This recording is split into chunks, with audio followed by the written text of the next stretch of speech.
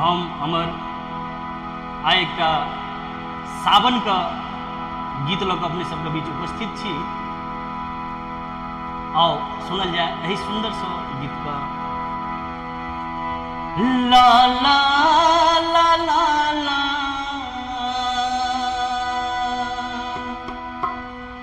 ला ला ला ला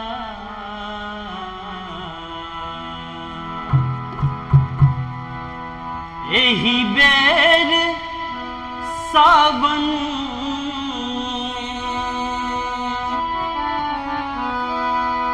एही बेर सावन औता पिया प्यास पनीर पावन बहोता पिया प्यास पनीर पावन बहोता पिया एही बेर सावन में औता पिया एही बेर सावन में औता पिया प्यास पनीर पावन बहोता पिया प्यास पनीर पावन बहोता पिया।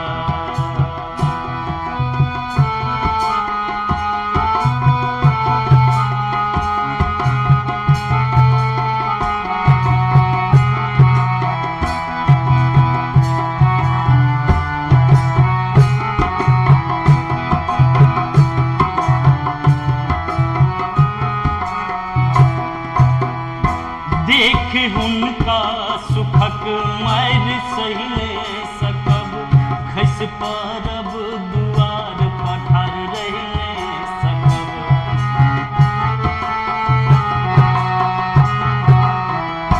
देख हुनका सुखक मारी सही सकब खस परब दुआर पठार रही सकब पासुतर थिर छाती लगौता पिया पासुतर थिर छाती लगौता पिया प्यास पनीर पावन बहोता पिया प्यास पनीर पावन बहोता पिया।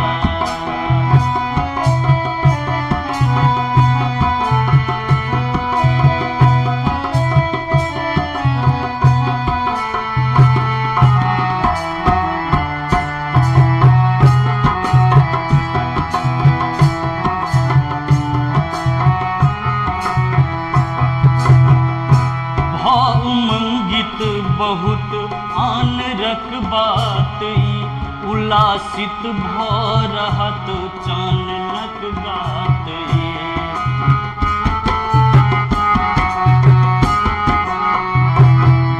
उमंगित बहुत आन रख बात उल्लासित भ रहत चाननक गात पातर तर्पिक बनल स्वर पातर तर्पिक बनल स्वर सुनौता पिया प्यास पनीर पावन बहोता पिया प्यास पनीर पावन बहोता पिया।